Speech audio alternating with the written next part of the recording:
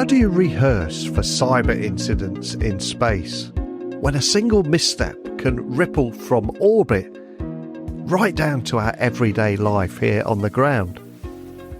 Well, today I'm in Tallinn, Estonia, and I find myself at the CybExer Technologies head office, and I'm joined by the Vice President of Special Programs and the COO, and together we're going to unpack the world's first space cyber range that's developed with the European Space Agency.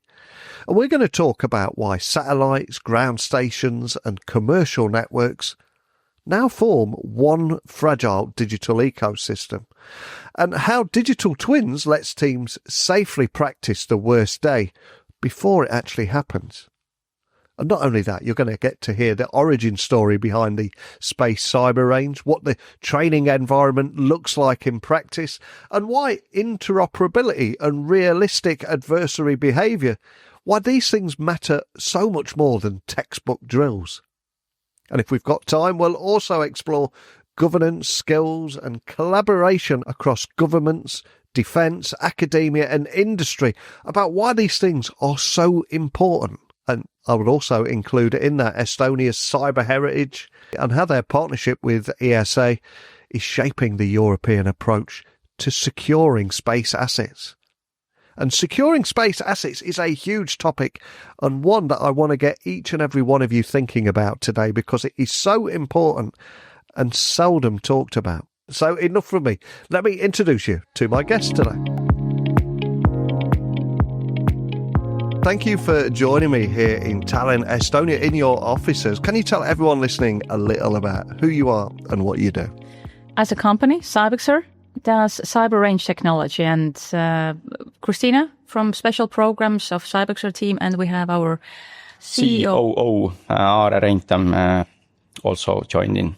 Well, it's a pleasure to be able to sit down with you both today. Now, a question I'd love to begin with is, how did the idea for the space cyber range, how did that first come about, and what specific gaps in the cybersecurity landscape did you and your partners at the European Space Agency aim to address? Because we're here for obviously the conference, but I'm curious where it all began for you. It's a good question. For me, when I was already a young boy, then I was looking at the stars, and I was born in Soviet Union. And in Estonia, we had this marmalade in a tube. And that was the marmalade that they sent out to space, by the way, in Soyuz space stations. And eating that 30 years later, I was having the first touch with the real space technology. And we had opportunity to work together with space company who was creating ground stations for space communications.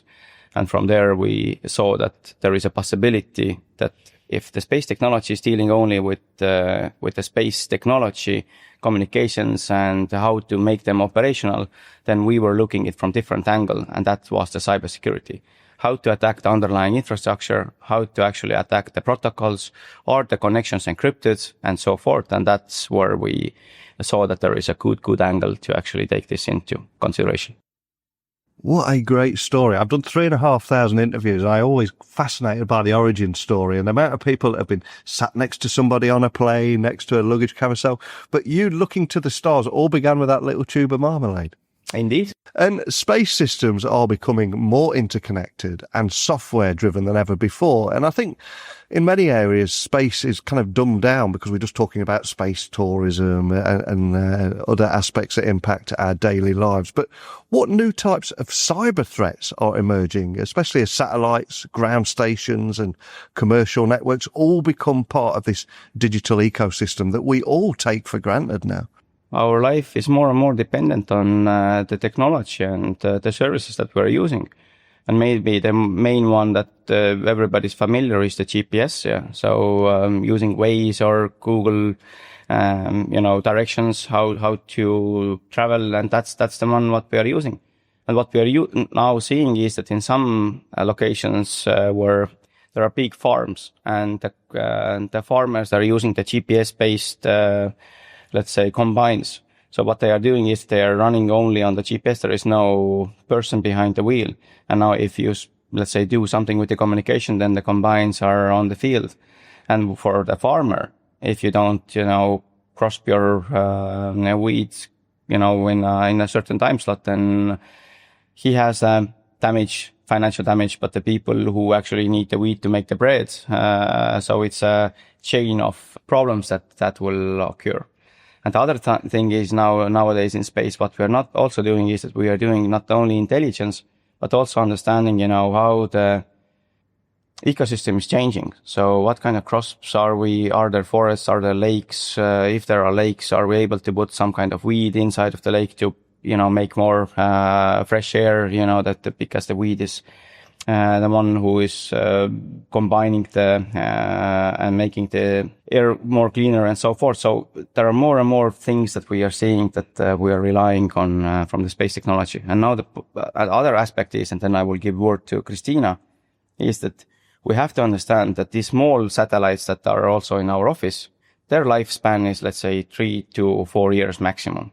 Then they are, burned out and that's it. But the big space stations that we're sending out there is 30 plus years.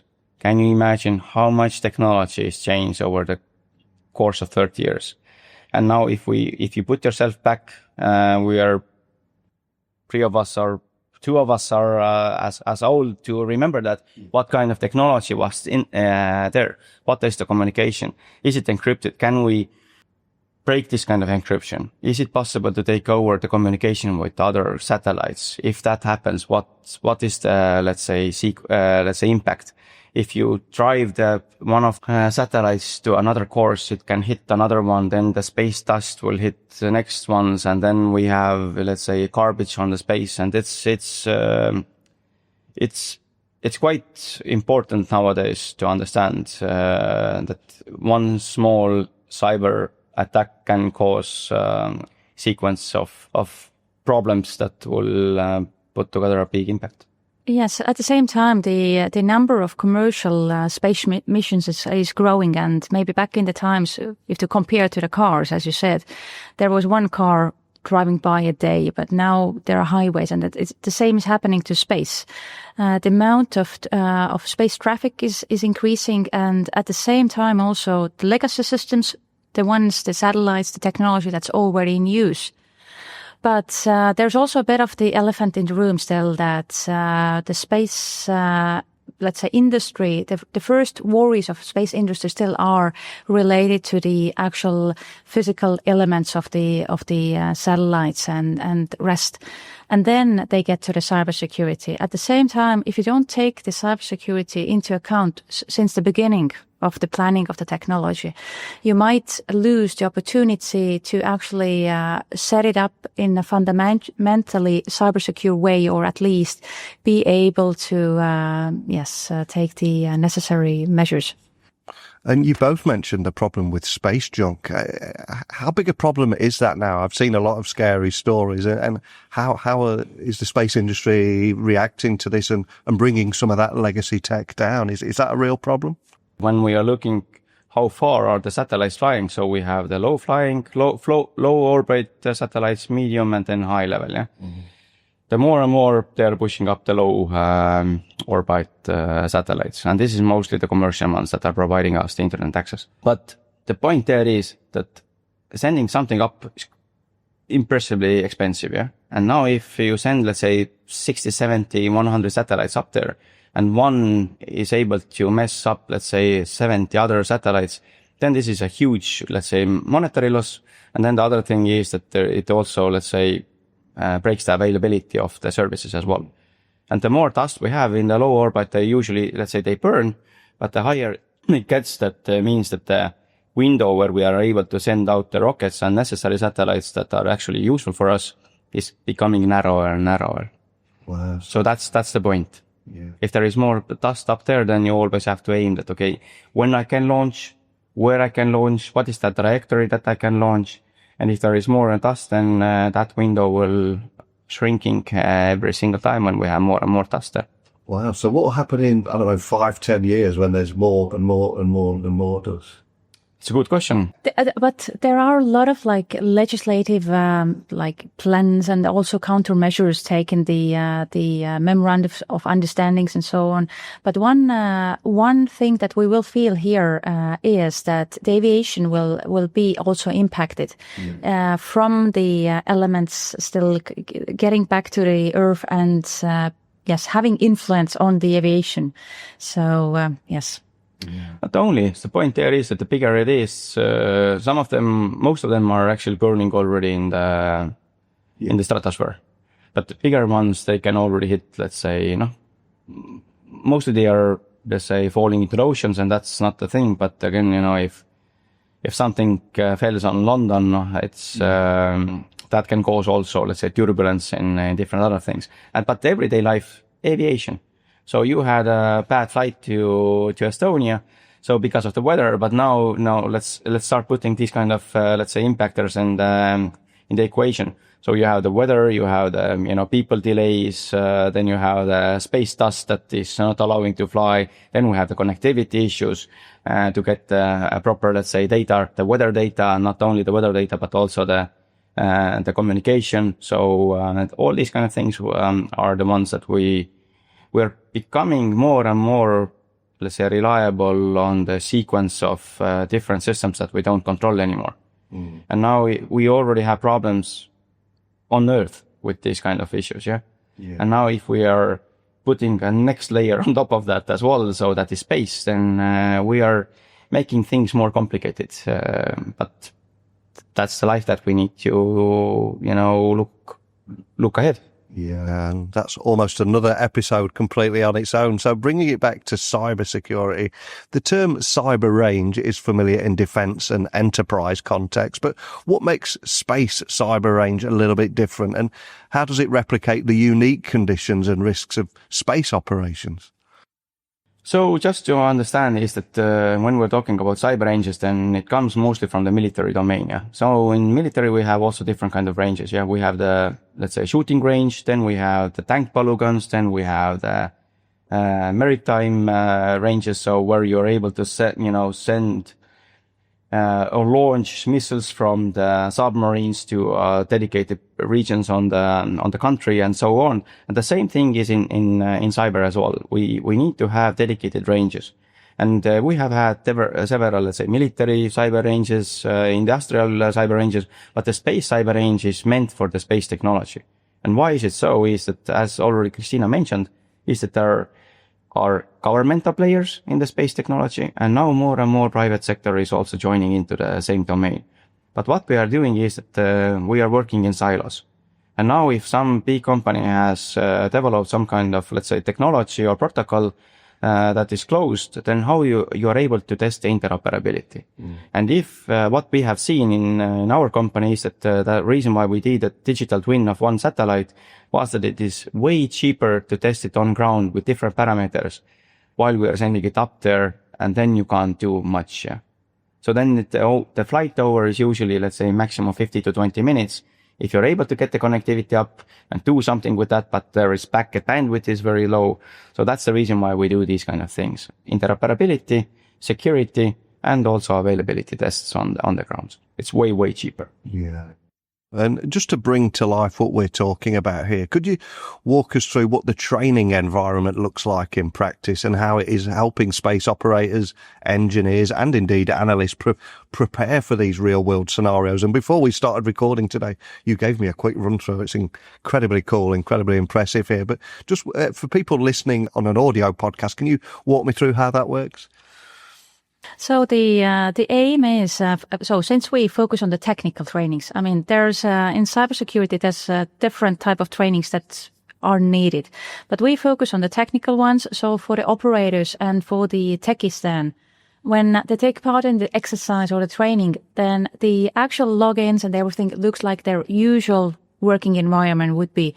If we talk about the mission control system, the same software, the same login, so they have to operate an environment that is copying the actual environment they would be using. And sometimes just the differences might be really small, but they have to be able and trained to notice it. If we talk about, let's say, the changes in time, for example, which is for the satellite communications extremely important. So when is exactly the time frame I can communicate with my satellite? Do I miss the window or not? So when there's a cyber attack trying to modify the understanding of time greatly, it doesn't allow it, the system usually. But if it's infiltrated and starts to change the time really slowly, like let's say a second or even a less day, at one point you might not even be able to even notice that there is a difference. So this is the real life looking and feeling is the core of what we do and provide. And you mentioned to me that you push the defenders even more, and the attackers have the slight advantage. I'm curious, when you're observing these scenarios, are they quite intense? Are they competitive? They are. I mean, the core of our activities they are competitive. I mean, there are the really the team-based activities that we do, but I mean, it doesn't have to be. It can be for the militaries. They want to have the teams. They want to compete. Who's able to give a faster and better response. But if we talk about the space industry, I would say rather that the gap there is so great that also the team-based smaller type of activities are needed and maybe a good way to start for the especially if we talk about the commercial and new space industry. I will add one thing. Is that the reason why we're using ranges and digital twins is that when we are seeing an attack against real environments, then what we try to do is quickly we try to isolate the attack, and then we isolate it, and then we try to make the normal state back. In a cyber range environment, we can play out Armageddon, let's say, scenarios. And what it means is that we can go all the way in. So we can go all the way in and we can allow the attackers to do the maximum damage. And from that, we are learning that what we are doing, what can be actually let's say the full Cybergeddon attack against the space technologies. One thing is to shut down the service. And this is the easiest way. And in real life as well, if we shut down some of the service, that actually doesn't cause too much harm. Yeah, the availability is gone. We are able to bring it up back again. The problem occurs when we start changing the configurations of the systems and they are doing something that they are not supposed to do. And we are not able to understand is it right or wrong. And the system itself also shuts down all the physical control mechanisms, and then it flies, twice as fast, aims places that he shouldn't aim, and these kind of things. And that's the reason why what we are also replicating in cyber range environment. We are putting our adversary team players into a situation that you have a dedicated attack path that you have to follow. The defenders need to understand how they are attacking, what tools they are using, how they are getting in, how they are moving inside of the environment, how they are attacking the underlying, let's say, the computers, how they are attacking the applications on the computers, how they are attacking the protocols. And what we are looking is that we want to mimic real life situations. For example, at the moment we assume or know, or somebody has told us that if you're able to fetch the data communication between the satellite and the ground station, if you replicate that same command that, let's say, one governmental or private company ground station is doing, are you able to put this on your own ground station and do the same replica, so message to the satellite and see if it responds or not? So in the bigger picture, it is very important to understand what it means. Yeah. It means that you're able to communicate and with other satellites that you shouldn't be communicating. And if that happens, then that means the same way that you will lose control over your device or your computer. Yeah. Yeah. And Kristiina, you mentioned the skills gap, or that big gap. How big is that gap? And tell me a little bit a bit more about your work in reducing that gap too. Yes, the skills gap is there, and what we see is, and we also work a lot with the universities. We see that there are universities providing the cybersecurity education and training and courses, and then also ending up with a degree. And then we have the space engineering.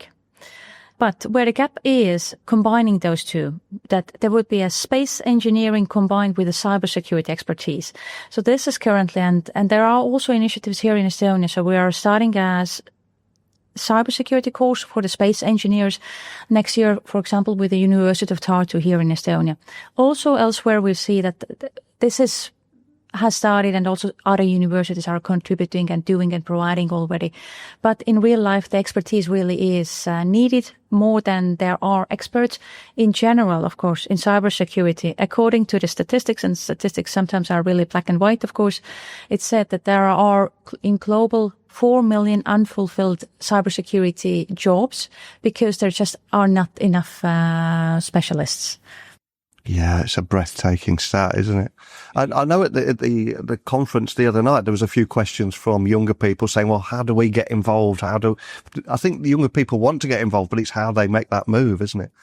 Indeed. And that's what I mentioned you earlier before the podcast, is that what we are seeing is that there are coming, PowerPoint ninjas from the, let's say, education system, and not all of them, but somehow it is easier to learn theoretical knowledges than the hands-on ones. And that's the point, is that what we want to do is that we want to actually make sure that people are capable of using their theoretical knowledges in real life. And if we're talking about the skills gap, then I'm just bringing you one example that when you're moving away from Mac to Windows workstation, so you're still able to operate with that, but it's not convenient, at least not for the first week. You don't know where the buttons are, or where do you find the setting modules as you have used. The same with the mobile phones is when you move from, let's say, Apple to Android, or Android to Apple. It is still usable, but it's hard. And now let's take into consideration that in a space technology, or there are different kind of vendors, not only two, but there are a gazillion of them. Yeah. And now there's new space is coming also on top of that. So the space operators, they don't need to understand how the others also operate, but they need to interconnect two different kind of systems that they have never seen before. And that is let's say, the hard part. Sometimes we don't even need to have attackers to attack their systems. We as let's say, operators are making the mistakes. We're over-configuring some services. That means that they don't connect with each other, so they are not operational, and these kind of things. So the devil is in details. And the only way how you are actually able to get over it is that you have to, have a experience, practical experience of it. As simple as that. And collaboration between CybExer Technologies and the European Space Agency feels like a significant milestone for you guys. So what does this partnership represent for Europe's broader approach to securing space assets and its entire infrastructure? It feels like a massive moment for you guys. It really is. I mean, being able to collaborate with the European Space Agency and also closely collaborating, so seeing their needs also and driving the future together. The Space Cyber Range is actually a project that is meant to also last beyond this current phase, and also open for collaborations within this period with industry, with academia, but also other institutions. So it is a great support, and Estonia has been providing this cyber-related expertise, for example, to NATO, due to the NATO CCTV being here in Tallinn, and my colleague Aare used to work there for some good years. So, and we're trying to do and bring the same expertise and give it to the space sector. And cybersecurity in space often includes both public and private actors. So how can cooperation between governments, defence agencies, and indeed commercial providers, how can all these different areas be improved to strengthen the overall resilience? You must have to fight a lot of battles and politics and regulation. What can be improved? So I would say, first of all, that space is one of the domains where those different parties really work together. I mean, the ESA with industry, with academia, because so much innovation and collaboration is needed also. Within one space project, usually you have the technologies from different providers, from different industries, but also then different countries working together. So it is a bit the way the space currently is. And I would see also that in a short-term future, this will be the way. But of course, there are stronger and stronger commercial players coming who have its maybe everything in one basket, so to say. Just want to say one thing as well. There is always an egg and chicken problems in these kind of situations. Some of the space domains are considered as a state or EU or NATO secret as well. So most of the startups don't have this kind of possibility to validate your people against these kind of requirements. That means that they don't know what, is in the other side. If you develop your tool in a way and you're able somehow to launch it in a way that doesn't take these kind of considerations into your risk map, then problems can occur. And this is also the same thing what we are seeing here as well, is that there is the old technology, governmental systems, and then there are, let's say, the new technologies who want to make things faster, quicker, more, let's say, optimized and these kind of things. These two worlds, they can work together, but sometimes they clash together as well. And these are, let's say, the challenges that are out there. And that's the reason why we have the range to actually overcome these kind of issues on an unclassified level, to actually see that, to test out new technologies. And if they are, let's say, suitable to other side as well, then they will be, let's say, politely transferred from one side to another. And as cyber and kinetic threats increasingly converge, I'm curious, what role do you see simulation and digital twin technologies, which we were talking about earlier, Kristiina, as well, playing in helping nations and companies test their readiness without those real-world risks? That's why the playgrounds and battlefields are built up, is that we see, one thing is that we want to develop a normal and secure space environment that is innovative, it is secure, and it actually helps us. The other point there is that we know that different kind of, let's say, military domains exist. And the same thing happens in space as well, that there are countries who are simulating different kind of, let's say, defensive and offensive activities against these kind of things. And this is totally normal as well, because you have to prepare yourself for these kind of situations. If you believe that you don't do it, then others are doing that. And now we have to take comparison of, let's say, the Western world, that we have very strong rules of engagements. For example, if we do these kind of attack scenarios against technologies, then we have to follow the rules, that you can't, attack these kind of systems. You can't break the interoperability. You have to follow dedicated attack paths, yeah. But we are overcoming that as well. But in the other, let's say, regions, we are in a luck from that angle, that we have operations in EU and NATO, and also we have countries, clients in Southeast Asia and other countries as well. And when we go there, then they are thinking a bit differently. Is that, here is the goal, look what you can do. If it's against the rules, then let it be, we will fix them later. And that brings, a totally different dimension on the table, is that we always have to prepare. Because the others are looking. So our Western countries are very, very reliant and on IT and let's say technology. The quickest way to break us is to break our trust against our let's say ecosystem where we are living. And the easiest way how to do it nowadays is not to launch the rockets, because then we will launch them back, is to find the ways how to break this trust between the people, the society, and the ecosystem that we are living in.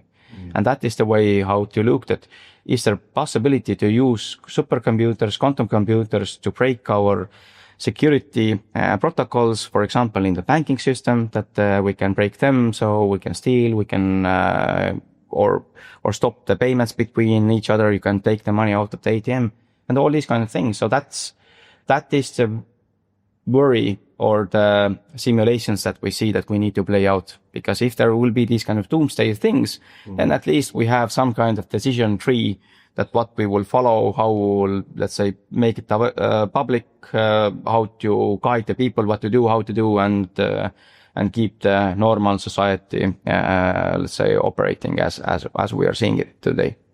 And you mentioned quantum computing there. Does that excite you or make you a little nervous, or both? We have the luck of actually use the quantum computers already in some of the cyber exercises from the military perspective. They are already looking how the quantum computers can change the operations on the battlefield. Oh, okay. So and now let's take it next step further is that why to use it only in that domain? Now, this is the domain that is, a sexy target, but the space is the same target. The health system is the same target. The financial system is the same target. And if we look further ahead, how do you see the conversation around cybersecurity in space evolving? And what do you think needs to happen next for Europe to maybe lead in this emerging domain? So I think Estonia, you're here for the Software Defined Space conference. And so I think Estonia has been quite clear in setting the focus, what we want to do, and space cybersecurity is one of the topics here. And why I say for us is because there are different providers of cybersecurity and space cybersecurity related services here in Estonia. So, it will be a joint effort. I think we have all been pushing hard for the importance of the topic and not this be falling under the concerns about the physical elements of the satellites. And, so first of all is to get there that we start addressing it and start preparing and not wait until something big happens.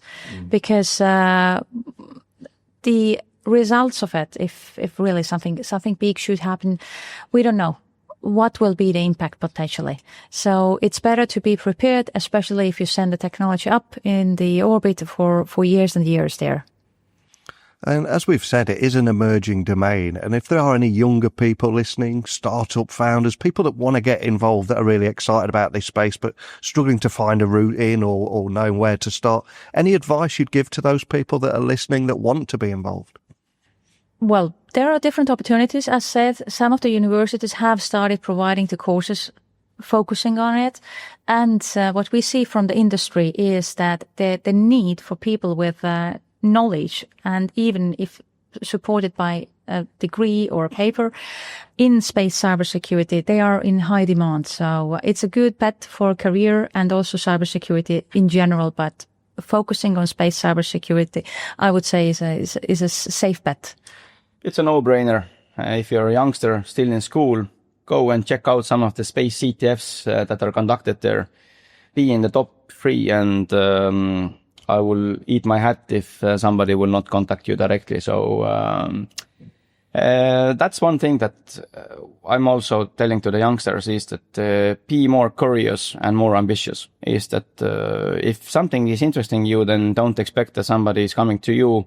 Is that move your feet, move your fingers, and if you do it combination with your bright brain, then magic can happen. So jump out.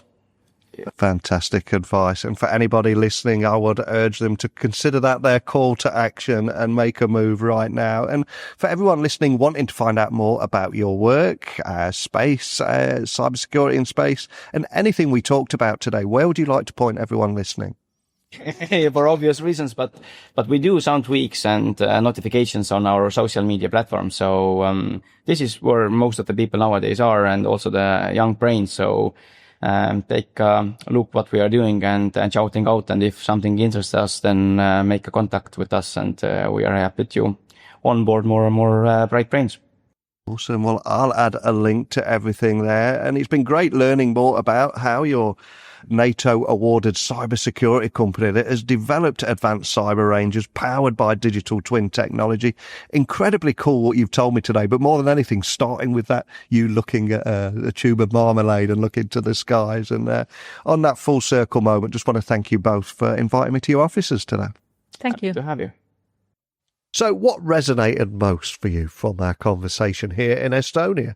For me personally, I think the big message is preparation beats reaction, especially when space infrastructure underpins navigation, agriculture, aviation, and even finances back here on Earth. And things like digital twins and cyber rangers give operators a safe way to stress systems, surface weak links, and train teams against real attacks. And partnerships with ESA and CybExer, I think, signal a maturing ecosystem that blends engineering with security from day one. And the challenge is clear. Legacy platforms expanding commercial constellations and a worrying widening skills gap all demand new training models, shared standards, and honest red team pressure that gets beyond compliance checklists. So please, if you want to dig deeper, visit CybExer Technologies online, follow their space cyber range updates, and over to you. How should Europe balance openness, interoperability and security as space becomes a critical layer of our digital economy? And what are you going to prioritise first to build true cyber readiness in orbit? And please also remember to check out the Software Defined Space Conference website. I will provide links to everything. So I've recorded 3 interviews on this here in Estonia. You can find them all at techtalksnetwork.com. Get me on LinkedIn, X, Instagram, just at Neil C. Hughes. Let's shine a light on this important topic together. So please share any of these stories that resonate with you. And I'll return again tomorrow with another guest. But thank you for listening as always. And I'll speak with you again soon. Bye for now.